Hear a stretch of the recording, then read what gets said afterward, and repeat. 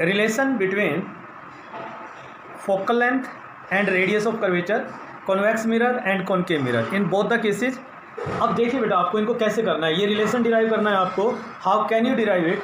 देखो, जब ये रिलेशन आप लोग डिराइव करते हो ना, आपको इसका रे डायग्राम बनाना चाहिए, आपको रे डायग्राम बनाना आना चाहिए। अगर आप रे डायग्राम बना पाए तो ये मानना आप रिलेशन को बहुत अच्छी तरीके से डिराइव कर पाओगे। अब आपने रे डायग्राम बनाना सीखना है सबसे पहले। ये हो गया आपका कॉनकेव मिरर, चाहे कॉनकेव मिरर का केस हो चाहे कॉन्वेक्स मिरर का केस हो, दोनों में बिल्कुल एक ही साथ चलने वाली है, एक ही बात चलने वाली है। ये पॉइंट हो गया पोल, ये हो गया बेटा सेंटर ऑफ कर्वेचर। एक रे आएगी parallel to the principal axis. Yes, आप में से कोई मुझे बता सकता है जब ये ray parallel to the principal axis आती है तो किस पॉइंट से पास करती है? सो जब कोई ray parallel to the principal axis आती है तो वो फोकस में से पास करती है। ये फोकस में से पास कर रही है, ये फोकस मान लिया मैंने, ये पॉइंट हो गया फोकस। अब मुझे यहाँ से एक नॉर्मल ड्रॉ करना है। यस, बोलिए नॉर्मल क्या होता है?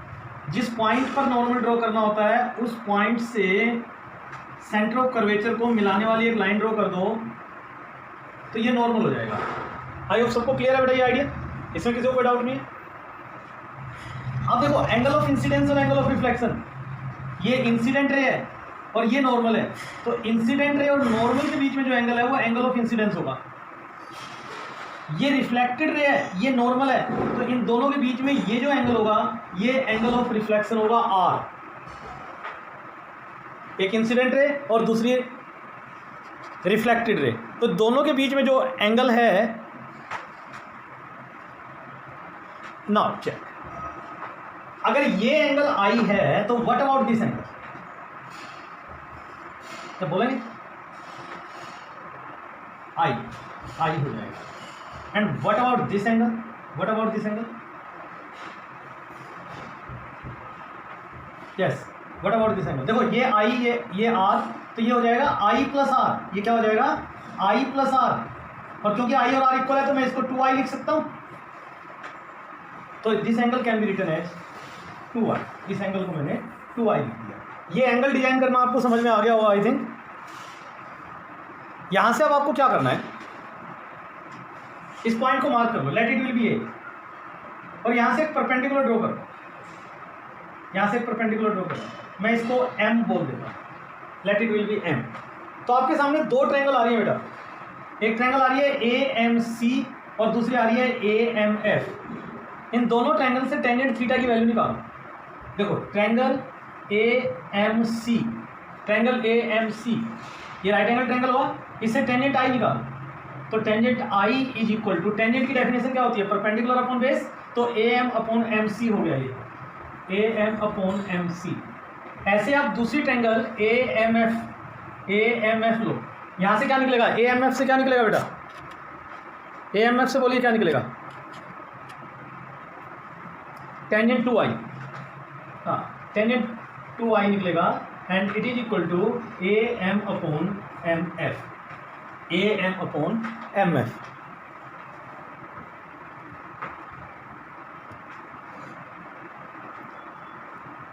वो कॉन्सेप्ट ये है, आपने ये कहना है कि जो एंगल्स, जो अपर्चर है ना मिरर का, अब अपर्चर मिरर का जो अपर्चर है, it is very small. Aperture of the mirror is very small.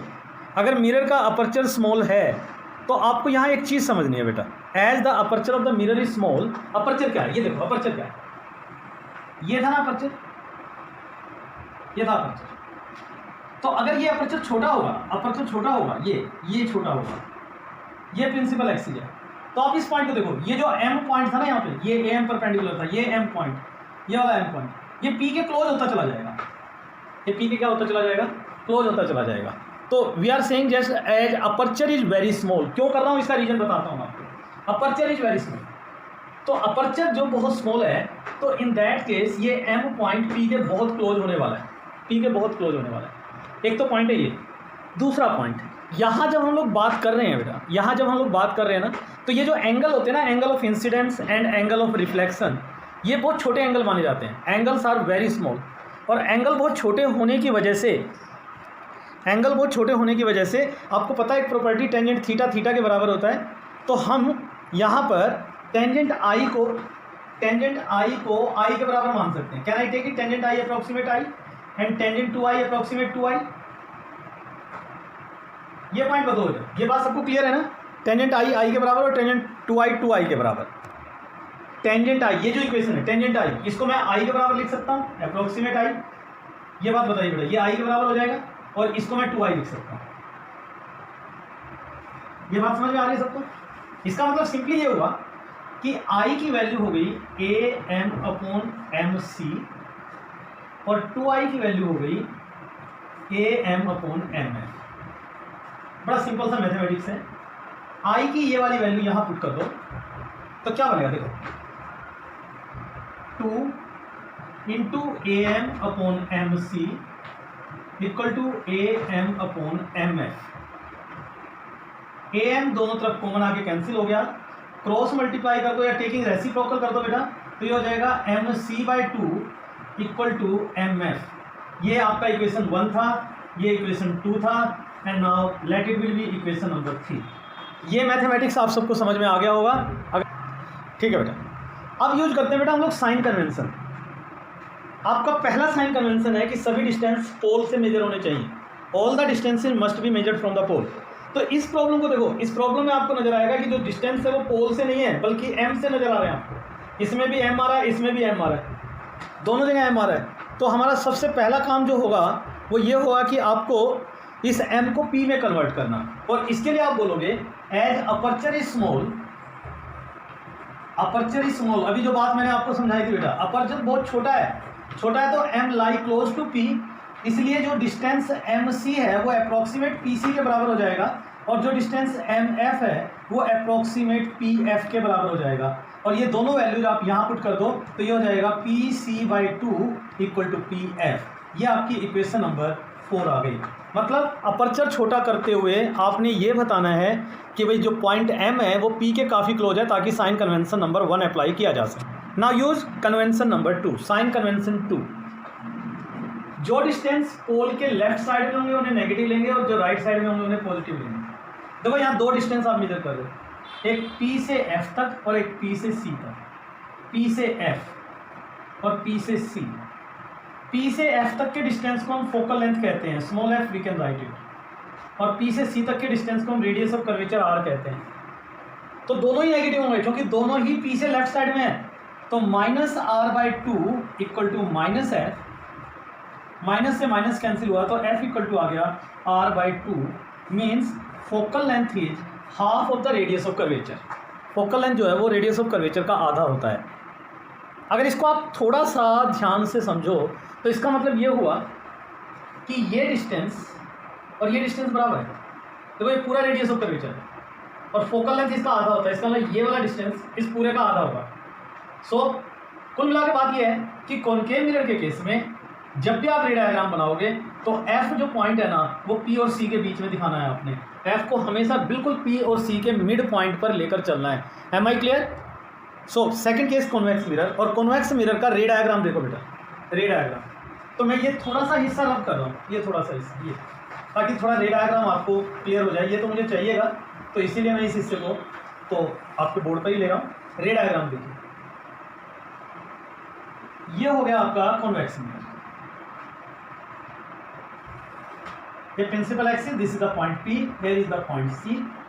A ray is coming parallel to the principal axis. ये एक रे है बेटा principal axis के parallel आई, तो उसके बाद ये रिफ्लेक्ट होगी। देखो इस डायरेक्शन में रिफ्लेक्ट होगी, ऐसे ध्यान देना मेरे से। तो इट appears to pass, ऊपर चला गया। ओके बेटा, ओके बेटा मैं थोड़ा नीचे की तरफ बनाता हूँ।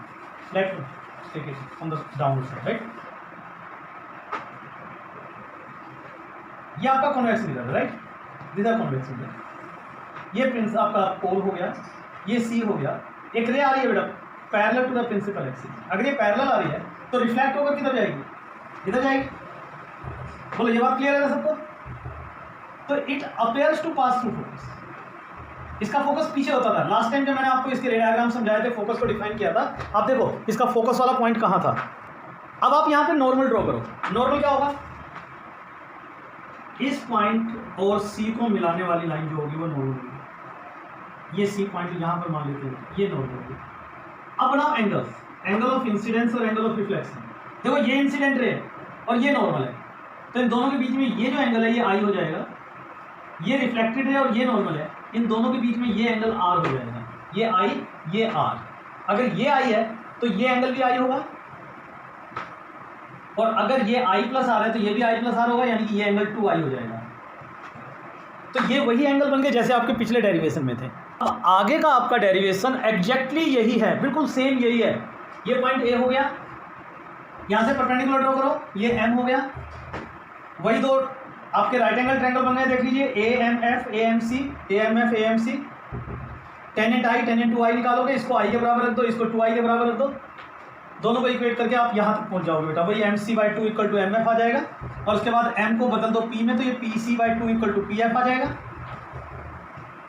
यहाँ तक तो मेरे ख्याल से किसी को कोई डाउट नहीं होना चाहिए बेटा, ये तो बिल्कुल पिछले वाला तो सेम यो का यो जैसे आपने कॉन्केव मिरर में किया था वही के वही कैलकुलेशन चलेंगे, वही के वही ट्रायंगल यहाँ पर आपको नजर आ रहे हैं, एवरीथिंग इज सेम। तो जो चीज़ बदलेगी वो है साइन कन्वेंशन। इस बार देखो दोनों डिस्टेंस पोल के राइट साइड में, इसलिए P से F प्लस F और P से C प्लस R दोनों पॉजिटिव होंगे, तो R/2 equal to F। The relation will remain the same, focal length is equal to half of the radius of curvature. बिल्कुल ये वही रिलेशन बनता है जो आपका कॉन्केव मिरर में था। मतलब मेरा कहने का ये है, चाहे मिरर आपका कॉन्केव हो चाहे कॉन्वेक्स हो, दोनों ही केस में फोकस हमेशा P और C के बीच में होता है। So the question is what is mirror formula. Mirror formula होता क्या है? तो आंसर है बेटा, मिरर फॉर्मूला एक रिलेशन है जो फोकल लेंथ, ऑब्जेक्ट डिस्टेंस और इमेज डिस्टेंस के बीच में है। F ऑब्जेक्ट को डिस्टेंस को U से रिप्रेजेंट करेंगे और इमेज डिस्टेंस को V से रिप्रेजेंट करेंगे। तो mirror formula is a relation between focal length, object distance and image distance. तो एक रिलेशन है बेटा ये, जो आपको F, U और V के बीच में सेट करनी है। जब आप इस रिलेशन को सेट कर रहे हो, when you are going to set the relation, तो आपको हमेशा रे डायग्राम बनाने बेटा, you have to make the ray diagram. तो यहाँ हम 3 केसेस स्टडी करेंगे। इन केसेस को जब हम लोग स्टडी कर रहे हैं ना, तो इन दैट केस हम साइमल्टेनियसली बेटा रे डायग्राम बनाना भी सीखेंगे कि कैसे रे डायग्राम बनाए जाते हैं। तो हमारा पहला केस है in case of concave mirror. पहला केस है in case of concave mirror. Concave mirror के केस में हम रे डायग्राम बनाना सीखते हैं। और जब कॉन्केव मिरर की बात आती है तो कॉन्केव मिरर के केस में 2 केसेस बनते हैं बेटा हमारे। Number 1 when image is real, number 2 when image is virtual. Real image और वर्चुअल इमेज, ये 2 केस जनरेट होते हैं बेटा हमारे, कि कॉन्केव मिरर के केस में रियल इमेज हो और वर्चुअल इमेज हो। तो कॉन्केव मिरर में बेटा 2 केस हैं, when image is real and when image is virtual. Real image, virtual image, real image and virtual image. अब देखो बेटा, रे डायग्राम बनाना सीखना सभी स्टूडेंट प्लीज सीखिए कैसे आप रे डायग्राम बनाते हो। पहले मैं रियल के लिए बनाता हूँ। When image is real, mirror है कॉन्केव, ये देखो भाई ये कॉन्केव मिरर है। अभी हम लोग एक डायरेक्ट बात कर रहे हैं कि रियल इमेज कब बनता है। रियल इमेज कब बनता है? ये पोल है, ये फोकस हो गया P और F, और ये हो गया वीडियो पोज है। सभी को यही अपेयर हो रहा है बेटा। हाँ बेटा, ब्लैक दिख रहा है। अच्छा, आपको दिखाई दे रहा है? अब आ रहा है बेटा कुछ? हाँ, वही नेटवर्क प्रॉब्लम। सो देखो, ये P पॉइंट हो गया, ये F हो गया और ये C हो गया। जब आप रे डायग्राम बनाते हो ना, तो आपको हमेशा ध्यान रखना है जितना डिस्टेंस ये P से F तक लोगे उतना ही डिस्टेंस F और C के बीच का लेना है। यानी कि अगर बाई चांस मान लो आपको रे डायग्राम बनाना पड़े तो आप स्केल की हेल्प ले लीजिएगा, एग्जैक्ट बहुत अच्छा रे डायग्राम बनेगा। अब क्वेश्चन यहाँ से ये है कि रियल इमेज कब बनता है और वर्चुअल इमेज कब बनता है। When the image is real, when the image is virtual. अभी तो आप क्रैम कर लो, फिर आप लोग सीख लेना बेटा, इसको आपको समझ भी आ जाएगा। जब भी ऑब्जेक्ट फोकस से दूर होता है, फोकस से दूर, तो हमेशा रियल इमेज बनेगा, और जब भी ऑब्जेक्ट F और P के बीच में होगा तो वर्चुअल इमेज बनेगा। एक तो रे डायग्राम बनाते देखो बेटा, ये ऑब्जेक्ट मैंने B एक ऑब्जेक्ट ले लिया जो आपका फोकस से दूर है। फोकस से दूर कहीं भी हो सकता है, वो F और C के बीच में हो सकता है, C पर हो सकता है, C से दूर हो सकता है, हर केस में। एक सिचुएशन छोड़कर जब ऑब्जेक्ट इनफाइनाइट पर होता है, हालांकि वो सिचुएशन भी हम इसमें लेंगे बाद में। तो आपने ना जब भी रे डायग्राम बनाना सीखना है तो 2 रे ड्रॉ करनी है बेटा। आपने लोअर क्लास में क्या पढ़ा क्या नहीं पढ़ा मैं उसकी बात नहीं जा रहा हूँ, आपको यहाँ से सिर्फ 2 रे ड्रॉ करनी है। एक ray parallel to the principal axis. बोलो जो ray parallel to the principal axis आती है वो कहाँ से पास होती है? So answer comes out to be वो फोकस से पास करेंगे। तो इसको आप रिफ्लेक्ट करके ना फोकस से पास करता हुआ दिखा दीजिएगा। It okay? दूसरी रे आप सी में से पास करोगे, दूसरी रे आप सी में से पास करोगे। अब देखो आप समझना, ये रे जब सी में से जाएगी यहां मिरर पर इंसिडेंट होगी, तो बताओ ये कैसे इंसिडेंट होगी, कितने एंगल पे इंसिडेंट होगी इस मिरर पे? यस एनीवन प्लीज, कोई भी आप में से एक स्टूडेंट बताओ बेटा ये कितने एंगल पे इंसिडेंट हो। ये पॉइंट कुछ ऐसे बिहेव नहीं कर रहा जैसे कि एक लाइन जो है इस पॉइंट को सी से मिलाने वाली लाइन हो और सी को इस पॉइंट से मिलाने वाली लाइन एक नॉर्मल होती है।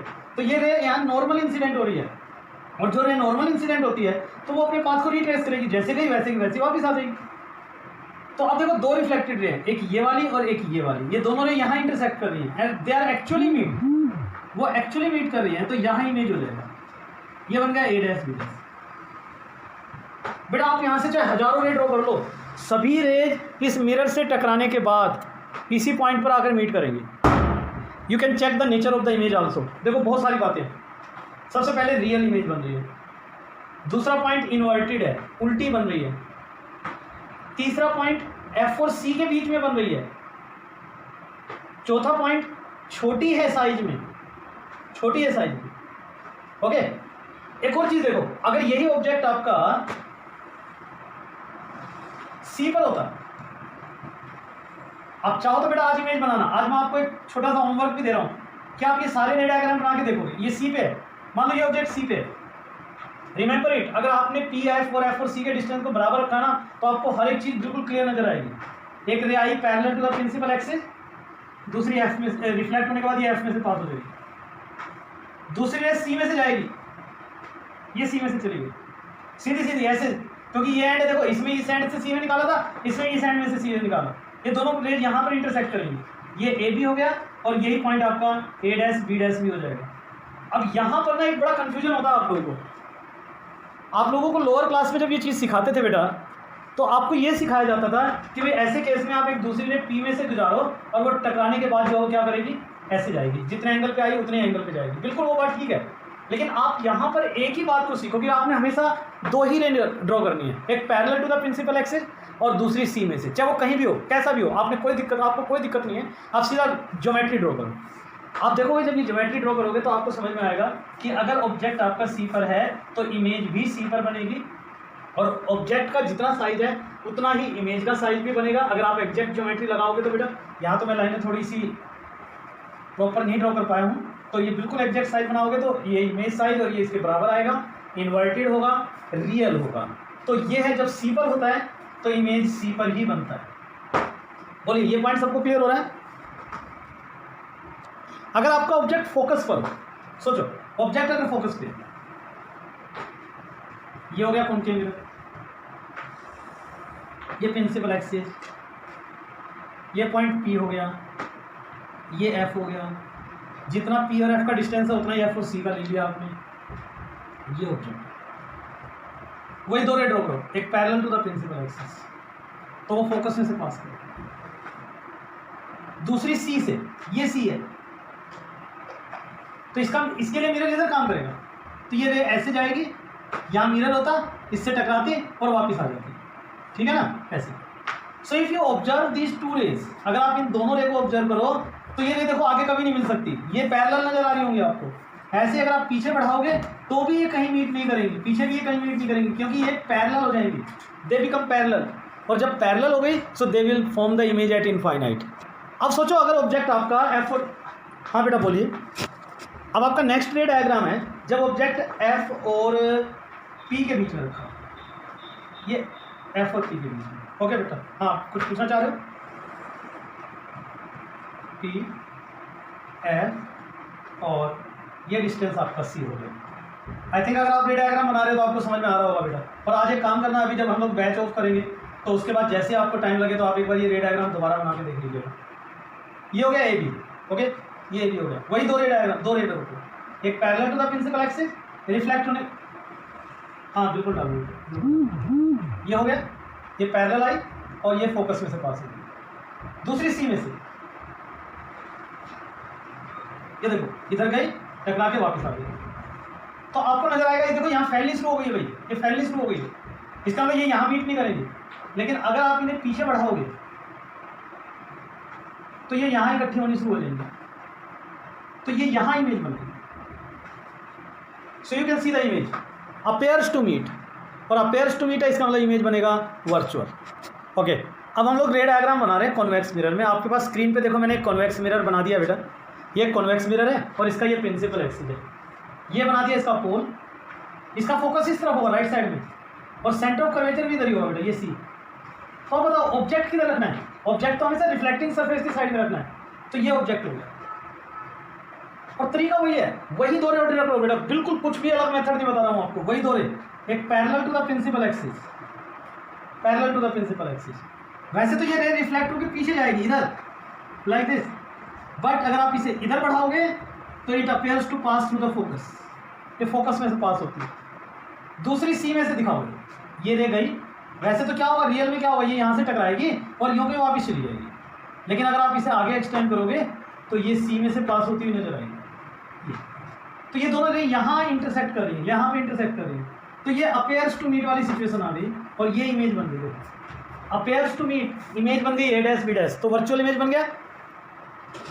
ओके बेटा, तो कॉन्वेक्स मिरर के केस में भी वर्चुअल इमेज बनता है। अब थोड़ा सा मैं रिजल्ट को समराइज कर रहा हूँ बेटा। आपके पास तीन तरह के वर्चुअल इमेज बने हैं, तीन केसेज में, प्लेन मिरर में भी, कॉन्वेक्स मिरर में भी और कॉनकेव मिरर में भी। तो मेरा क्वेश्चन आज आपके लिए यहाँ पर आकर रुकेगा कि इन तीनों वर्चुअल इमेज को आपने स्टडी करना है और इनको समझना है, इनको पहचान करनी है, ठीक है। आप कॉन्वेक्स मिरर और कॉनकेव मिरर को देखो तो आपको एक दो बातें यहाँ समझ में आएंगी कि कॉनकेव मिरर जो है ना वो रेज को इकट्ठा करने का काम करता है, जबकि कॉन्वेक्स मिरर रे को फैलाने का काम करता है। देखो ये कॉन्वेक्स मिरर है, इसका एक रिफ्लेक्टिंग रे इधर जा रहा है, दूसरा रिफ्लेक्टिंग रे ये जा रहा है। ये रे मिरर से टकराने के बाद रिफ्लेक्ट हो रही है, और सॉरी दूर जा रही है, दूर। तो इसीलिए कॉन्वेक्स मिरर को डाइवर्जिंग मिरर भी बोलते हैं, it is also said to be diverging mirror. जबकि कॉनकेव मिरर रेज को इकट्ठा करने का काम करता है, इसीलिए इसे कन्वर्जिंग मिरर भी बोलते हैं। कॉनकेव को कन्वर्जिंग और कॉन्वेक्स को डाइवर्जिंग मिरर बोलते हैं। बेटा आज का हमारा what is mirror formula. Mirror formula a relation between focal length, object distance and image distance. Okay, इसको हम मिरर फॉर्मूला कहते हैं। Focal length, object distance and image distance. तो हम बात करेंगे in case of concave mirror. Concave mirror के case में जब इमेज रियल हो, when image is real, image is real, image is real. कल मैंने आप लोगों को बेटा रे डायग्राम बनाने सिखा दिए थे, किसी को रे डायग्राम बनाने में तो कोई दिक्कत होगी नहीं। तो अब हम लोग रियल इमेज का रे डायग्राम बनाएंगे कॉनकेव मिरर के केस। ये आपका कॉनकेव मिरर हो गया, and this is the principal axis, and here is a point P, let it is the focus F। थोड़ा बड़ा डायग्राम बना रहा हूँ बेटा, ये F हो गया, और यहाँ पे कहीं C आ जाएगा। ओके, ये C हो गया। तो ये एक ऑब्जेक्ट मान लीजिए, late it is an object AB। तो आपको पता है रियल इमेज कब बनता है, जब ऑब्जेक्ट फोकस से दूर होता है तो रियल इमेज बनता है। When object is placed away from the focus, real image बनता है। आप कहीं भी ले सकते हो, F से दूर कहीं भी लोकेशन ले लीजिए, थोड़ा दूर लेना ताकि रे डायग्राम बेटा थोड़ा अच्छा सा बने। दो रे निकालो बिल्कुल वैसी, एक ray parallel to the principal axis और ये फोकस में से पास हो जाएगा। दिस रे will pass through the focus. और सेकंड रे बोलो बेटा कहाँ से जाएगी, सी में से, यस सी से, सी वाली रे सीधी जाएगी और यूं की वापिस भी आ जाएगी। ओके, एक बात जरूर ध्यान रखना, जब रे डायग्राम बनाते हो आप तो ये एरो जरूर दिखाने हैं बेटा। अब देखो, जब आप लोगों को सिर्फ इमेज फॉर्मेशन के बारे में बात करनी है, when we talk about the image formation, तो बेटा इन दैट केस आप दो रे से काम चला सकते हो।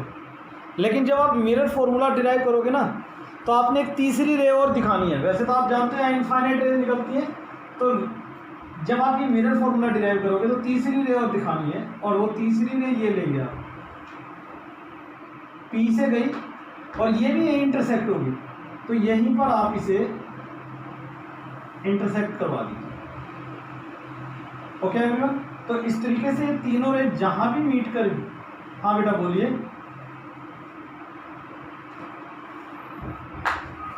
कहीं से भी निकाल लो, जहां से आपकी इच्छा हो, फोकस से निकालो। जो रे फोकस में से जाएगी वो फोकस में से जाके बेटा यहाँ टकरा के पैरेलल हो जाएगी, ऐसे जो फोकस में से जाएगी वो पैरेलल हो जाएगी, ठीक है ना। आप कहीं से भी लो, आपकी मर्जी है, लेकिन आप ये तीसरी रे पी से लेना। थोड़ा ज्योमेट्री कॉन्सेप्ट है बेटा, और कुछ नहीं है, थोड़ी ज्योमेट्री आसान हो जाएगी, इसीलिए हम पी से ले लेते हैं। यहाँ तक कोई डाउट हो तो किसी को बोलिए बेटा। तो ओके नाउ देखो, आपने ट्रायंगल्स यूज करने, ट्रायंगल यूज करना। पहले आप देखो इस ट्रायंगल को, triangle A B C and triangle A dash B dash C, ये दोनों ट्रायंगल सिमिलर हैं, A B C and A dash B dash C. Similar की पता है ना आपको प्रॉपर्टीज। देखो ये दोनों एंगल बराबर हैं, ये परपेंडिकुलर हो गए तो ये एंगल भी बराबर हो गए, तो तीसरा एंगल भी बराबर हो जाएगा। आपको प्रूव करके देने की जरूरत नहीं है, आप सीधा लिखोगे कि भाई जो ट्रायंगल है, triangle A B C and triangle A dash B dash C are similar.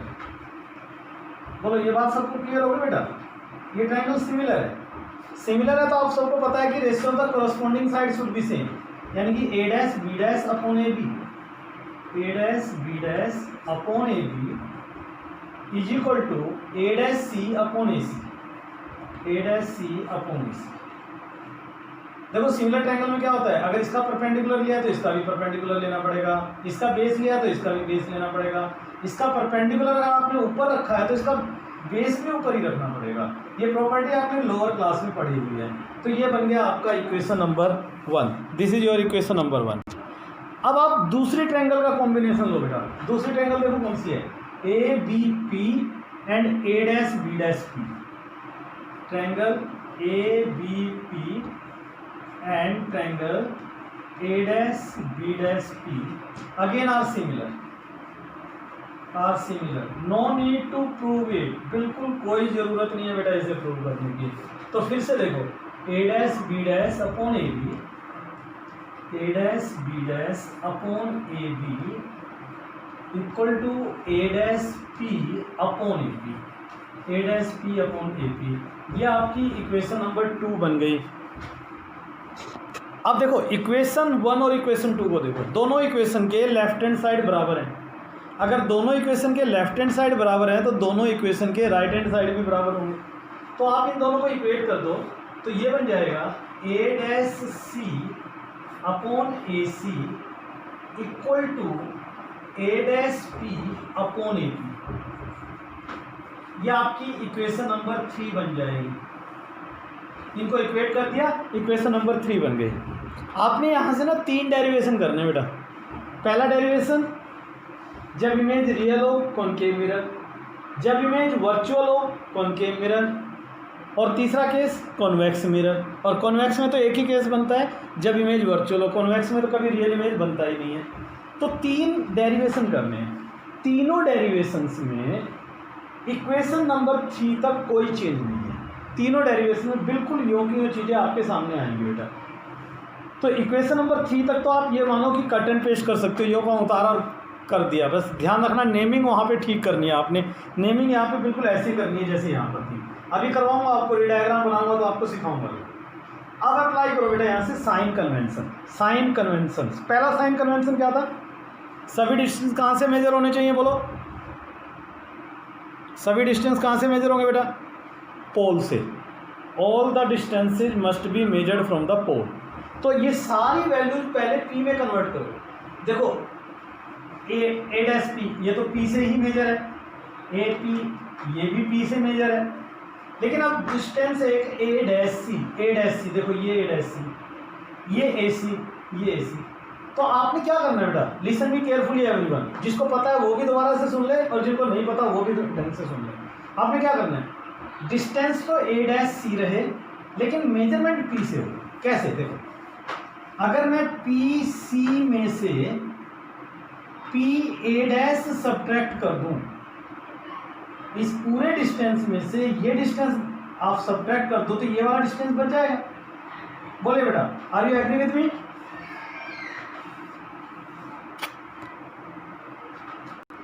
So A dash C को लिख दिया आपने C P minus A dash P. ऐसे ही ए सी की वैल्यू और निकालो। देखो ए सी को भी सेलेक्ट करो बेटा, ए सी को, ये ए सी, तो क्या मैं ए पी में से पी सी सब्ट्रैक्ट कर दूं तो ए सी आ जाएगा A P minus C P, A P minus C P, तो ये वाला डिस्टेंस बच जाएगा। देखो इस पूरे में से ये वाला डिस्टेंस मैंने सब्ट्रैक्ट कर दिया तो ये वाला डिस्टेंस बच जाएगा। तो ये ए सी की वैल्यू आ गई A P minus C P. अब ये दोनों की दोनों वैल्यू इक्वेशन 3 में पुट कर दो तो ए डैश सी हो जाएगा, ये दोनों वैल्यू को आप यहाँ पुट कर दो तो ये हो जाएगा C P minus A dash P upon A P minus C P, it comes out to be A dash P upon A. ये आपका इक्वेशन नंबर 4 आ जाएगा। तो जो चेंज है ना इन तीनों डेरिवेशंस में, वो चेंज बेटा इसी लेवल पर आकर आएगा, इसी लेवल पे चेंज आएगा। अगर आपको यहाँ तक कुछ पूछना बेटा, आप लोग कुछ डिस्कस करना चाहते हो तो आप डिस्कस कर सकते हो। You can discuss any question up to here. चले बेटा, अब हम लोग यूज करते हैं sign convention. Now apply the sign convention. देखो यहाँ 3 डिस्टेंस है भाई, इधर देखना, इसको अगर आप ध्यान से देखोगे, एक तो पी से सी तक, देखो ये दो है, पी से लेकर सी तक, पी से लेकर सी तक के डिस्टेंस को हम आर कहते हैं, पी से लेकर सी तक के डिस्टेंस को आर कहते हैं। और क्योंकि ये पी से लेफ्ट साइड में है तो ये वैल्यू हो जाएगी माइनस आर।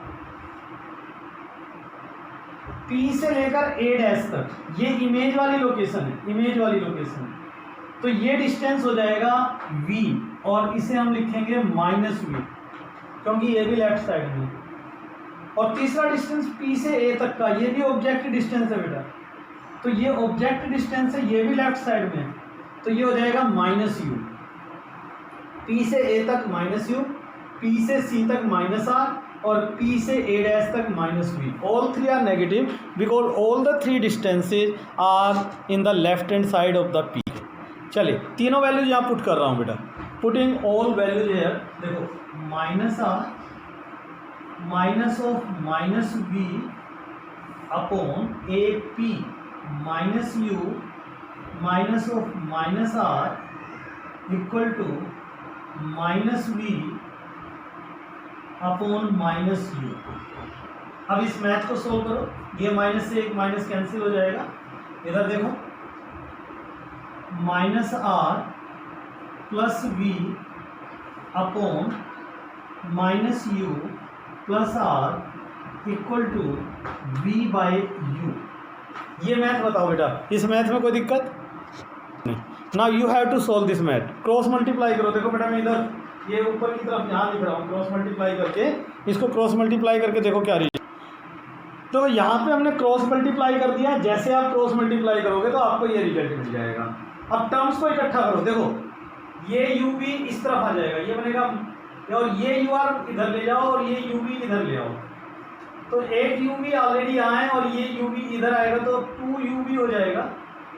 2u भी इक्वल टू ये यू आर आके इधर प्लस हो जाएगा, U R plus V R, U R plus V R, दोनों तरफ यू वी आर से डिवाइड कर दो, divide by U V R. तो देखो जब इसके नीचे यू वी आर लिखोगे तो यू वी से यू वी कट जाएगा, आर बच जाएगा, 2 by R is equal to, जब आप इसे यू वी आर से डिवाइड करोगे यू और आर कट जाएगा, वी बच जाएगा 1 बाई वी, और यहाँ से यू बच जाएगा 1 by U. 2 by R equal to 1 by V plus 1 by U. Now you know that r equal to 2f, कल आपने ये रिलेशन पढ़ा था, r इक्वल टू 2f, तो ये हो जाएगा 2 by 2f equal to 1 by V plus 1/u, 2 से 2 कैंसिल, तो 1/f equal to 1/b plus 1/u। This is called mirror formula. ये है बेटा आपका मिरर फॉर्मूला। एक और टर्म यहाँ पर आती है that is named as linear magnification. Linear magnification क्या होता है बेटा? The ratio of size of the image to the size of object. Linear magnification जो है the ratio of size of the image to the size of object. So ये linear magnification की definition है बेटा, the ratio of size of image to the size of object. Any question?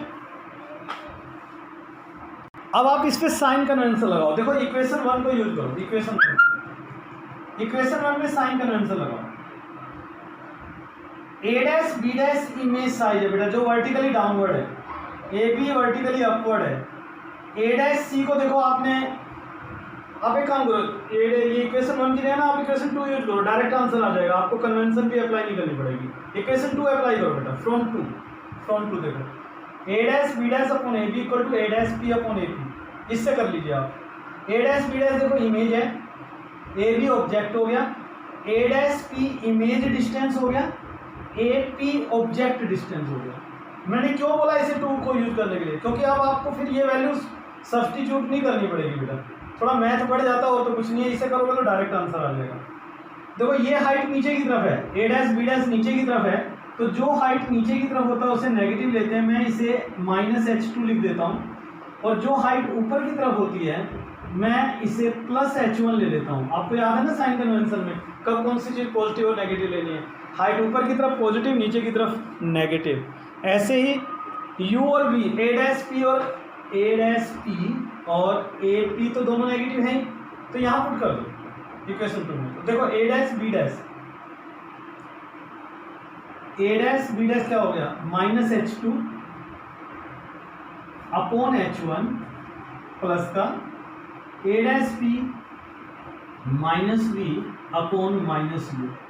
Minus से minus cancel हुआ। Linear magnification का symbol m होता है बेटा, तो m होता है h2/h1। देखो बन गई ना, h2 हो गया साइज ऑफ इमेज, h1 हो गया size of object, equal to ये माइनस साइन दूसरी तरफ शिफ्ट कर दो तो value comes out to be -v/u। This is our linear magnification of concave mirror. अब क्वेश्चन ये है बेटा कि इसका सिग्निफिकेंस क्या है? लीनियर मैग्निफिकेशन हमें बताता क्या है?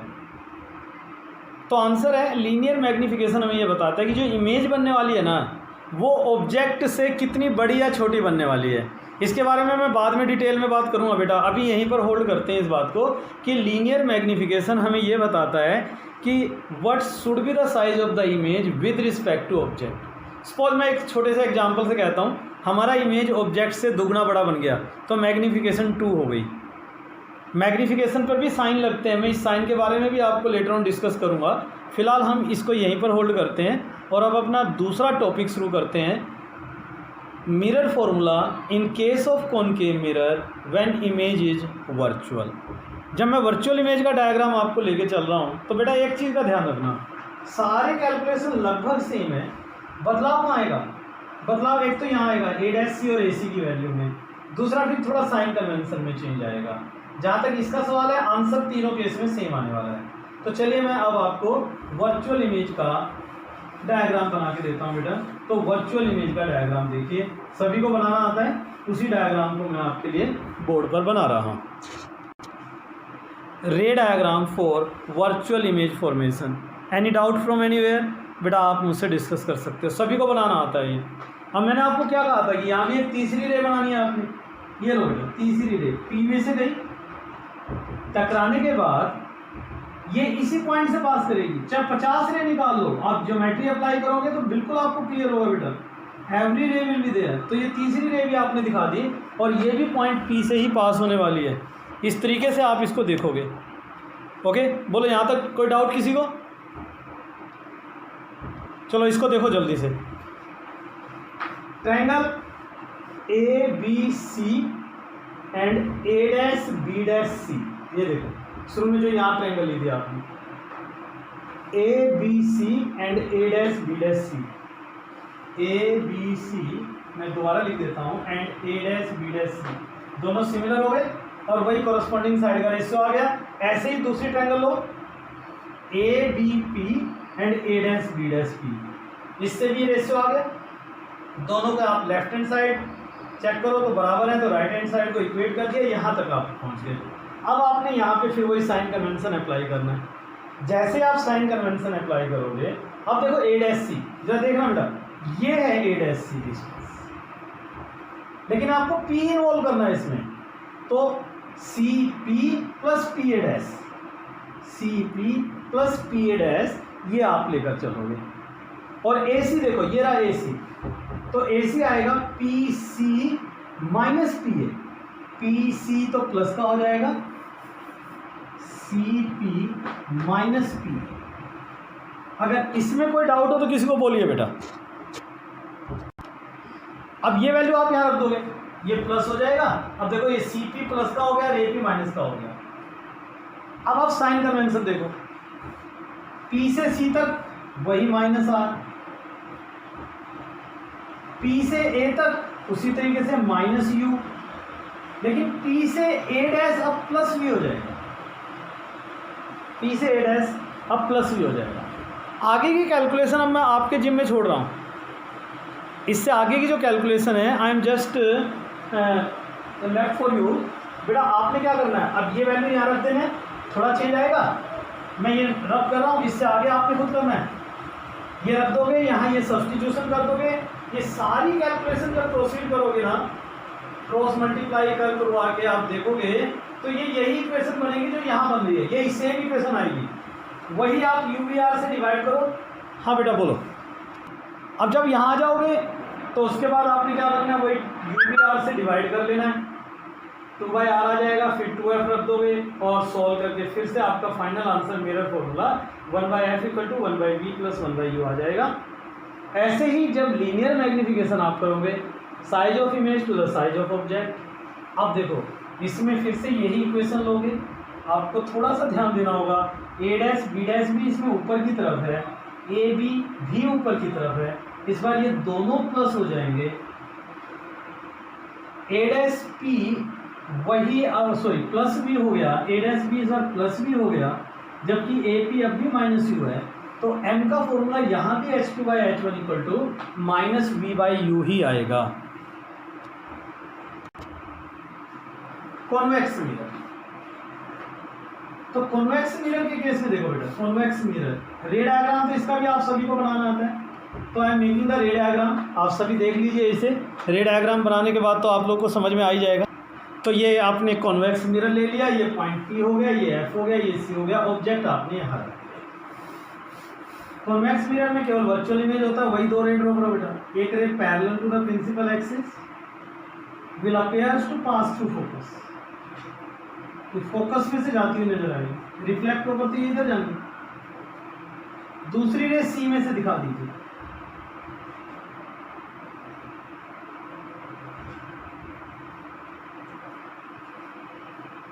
ये सी में से आपने दिखा दी। तीसरी रे वही पी में से, देखो इमेज यहीं पर होगा, जब इंटरसेक्शन मिल जाएगा फिर आपको पी वाले को तो रिफ्लेक्ट करके दिखाने में कोई दिक्कत नहीं होगी। तो इस तरीके से आपको यहाँ इमेज मिल जाएगा ए डैश बी डैश, तो ये इमेज फॉर्मेशन हो गया in case of convex mirror. Any doubt? So now आगे की कैलकुलेशन फिर से वही है। देखो बेटा दो ट्रायंगल हो गई, ये पॉइंट पी है ना आपका, ये पी हो गया, A B P, A dash B dash P, ये हो गया, A B C, A dash B dash C, ये वाली इक्वेशन बन जाएगी। इक्वेट कर दोगे, इक्वेशन 3 तक पहुंचोगे। वही फिर साइन कन्वेंशन लगाओ बेटा। ए डैश सी देखो, अब ये है ए डैश सी, ये रहा ए डैश सी, तो ये बनेगा P C minus P A dash, P C minus P A dash. और ए सी देखो, ये ए सी है, तो ये बनेगा A P plus P C, दोनों ऐड हो जाएंगे, दोनों ऐड हो गए, ये हो गया माइनस, इसमें दोनों का साइन जो आ जाएगा प्लस आ जाएगा बेटा, इसमें दोनों का साइन प्लस आ जाएगा, तो इसमें दोनों का साइन प्लस आ जाएगा। अब साइन कन्वेंशन देखो, पी से ए तक माइनस यू, पी से सी तक प्लस आर, पी से ए डैश तक प्लस वी, जब ये सारी वैल्यू पुट करोगे ना यहाँ पे, फिर से वही calculation, same result, same answer, ये आपका आंसर बेटा। इसी तरीके से अगर आप लीनियर मैग्नीफिकेशन निकालोगे तो वो भी वही आएगा। देखो a डैश b डैश, इसमें ये दोनों ऊपर हैं तो दोनों पॉजिटिव हो गए, h2/h1। a डैश p, देखो a डैश p कहाँ है, ये रहा a डैश p, ये प्लस हो गया, प्लस v और pa-u। तो आप देखो h2/h1 इस केस में भी वही -v/u आ रहा है बेटा। इसका मतलब इसमें भी लीनियर मैग्नीफिकेशन का वही फॉर्मूला है जो पहले था।